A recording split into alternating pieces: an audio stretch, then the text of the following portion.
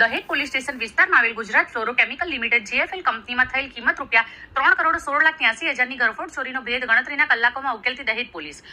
મહાનિરીક્ષકની Sandipsinh Vadodara range Vadodara તેમજ police અધિક્ષક શ્રી અક્ષયરાજ મકવાણા ભરૂચ જિલ્લાઓનાઓને ભરૂચ જિલ્લામાં અનેક મોટા ઔદ્યોગિક એકમો આવેલા હોય એ પૈકી દહેજ પોલીસ સ્ટેશન વિસ્તારમાં પણ અનેક મોટા કેમિકલ ઉત્પાદન કંપનીઓ તેમજ અન્ય મોટા ઔદ્યોગિક એકમો આવેલ હોય જે એકમોમાં બાંધકામ માટે તથા એકમો શરૂ કરવા માટે બહારના રાજ્યો તેમજ વિદેશમાંથી મોટા પાયે ઔદ્યોગિક એકમોને લગતો કિંમતી માલ સામાન આવતો હોય જે સામાનોને કોઈ ગેરરીતિ છેતરપિંડી કે ચોરીના તેમજ વાહન ચોરીના બનાવ ન બને આ પ્રકારની પ્રવૃત્તિ સદંતર નાબૂદ રહે તેમજ અનેક પ્રકારના ગુનાખોરી કરનાર આરોપીઓ વિરુદ્ધમાં સખત વોચ રાખવા સૂચનાઓ આપવામાં આવે જે અનુસંધાને નાયબ પોલીસ કમિશનર અધિક્ષક ડોક્ટર અનિલ સિસારા તેમજ દહેજ વિભાગ ભરૂચના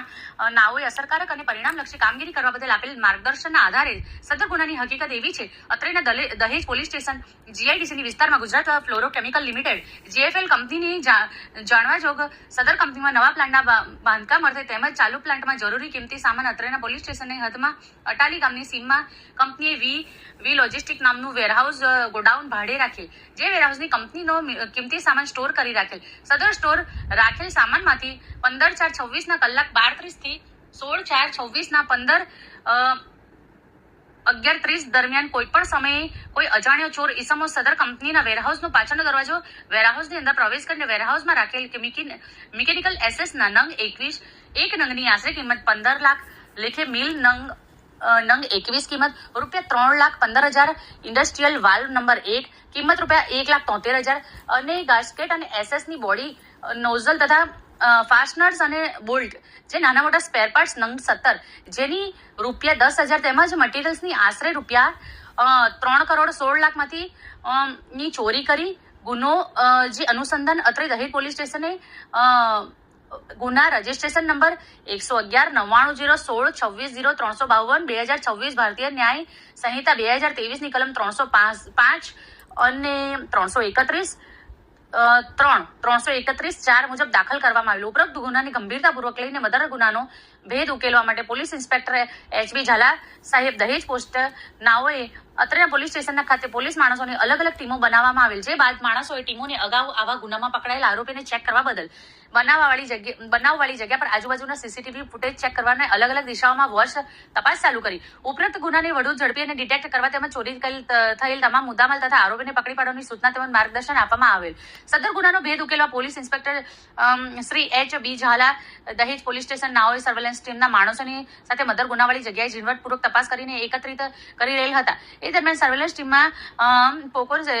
શેતાનસિંહ પોકો અને જીતેશ કુમાર નાઓએ સદર ગુનાની સંયુક્ત ચોક્કસ બાતમી મેળવી અને ઉપરોક્ત ગુનામાં ચોરી થયેલ મુદ્દામાલ સાથે ગુનામાં સંડોવાયેલ આરોપીને પણ હાલમાં વાગરા બાજુમાં ભરૂચ દહેજ હાઈવે ઉપરથી રહિયા ચોકડી ઉપર એક વાદળી રંગની બ્રેઝા ગાડી લઈને આવી રહેલ સદર ચોક્કસ બાતમી પોલીસ ઇન્સ્પેક્ટર સાહેબ નાઓએ વ્યાખ્યાત કરીને માર્ગદર્શન મુજબ ટીમના માણસોની સાથે રહ્યા ચોકડીની નજીક વોચ તપાસ કરવામાં ગોઠવાયેલ તે દરમિયાન સદર બાતમીવાળી વાદળી રંગની બ્રેઝા ગાડી આવતા તેને કોર્ડન કરીને રોડની બાજુમાં રોકાવીને સદર ગાડીમાં તપાસ કરતા ગાડીમાં 4 ઈસમો હાજર મળી આવેલ અને ગાડીના પાછળના ડાલાના ભાગમાં જોતા 3 એસએસ મિકેનિકલ સીલ અને 3 મળી આવેલ જે એસએસના મિકેનિકલ સીલની બાબતે સઘન પૂછપરછ કરતા સદર મિકેનિકલ સીલ અને ઉપરોક્ત કંપનીના વેરહાઉસમાંથી 15/4/26 રાત્રિના સમયે અન્ય બીજા 3 ઈસમો સાથે મળીને ચોરી કરેલ હોવાની કબૂલાત આપેલ જે બાદ ચોરીના વધુ મુદ્દામાલ સાથે પૂછપરછ કરતા તેઓ રહ્યા ચોકડી નજીક પતરાની દુકાનમાં રાખેલ હોવાનું જણાવેલ છે ત્યારબાદ આરોપીઓની સાથે રાખીને બીજો મુદ્દામાલ રાખેલ પતરાની દુકાન ઉપર આવતા બીજા 2 અન્ય આરોપીઓ સદર દુકાનમાંથી તમામ મુદ્દામાલ સાથે હાજર મળી આવેલ વધુ પડતી ઝડપી તપાસ કરતા દુકાનની બાજુમાં એક ટીવીએસ કંપનીની બાઇક હાજર મળી આવેલ સદર બાઇકની બાબતે પૂછપરછ કરતા મર્ડર આરોપીઓ માટે વિશાલ દીપસિંહ નામના આરોપીએ સદર બાઇક ભરૂચ દહેજ હાઈવે ઉપર આવેલા નવેડા ચોકડી નજીકથી ચોરી કરેલ હોવાની કબૂલાત આપતા મર્ડર બાઇકના ગુનામાં ગુનો દાખલ કરીને કબજે કરવામાં આવ્યું છે તે બાદ તમામ આરોપીઓને મુદ્દામાલ સાથે અત્રેના દહેજ પોલીસ સ્ટેશન ખાતે લાવવામાં આવેલ છે બાદ રાત્રેના પોલીસ સ્ટેશન વિસ્તારમાં આવેલ માધવ ઇન્ડસ્ટ્રીમાં 1 મહિના અગાઉ ચોરી થયેલ બાબતે સઘન પૂછપરછ કરતા સદરમાંથી ચોરી કરેલો હોવાની કબૂલાત આપેલ જે બાદ આગળની કાયદેસરની કાર્યવાહી કરવામાં આવેલ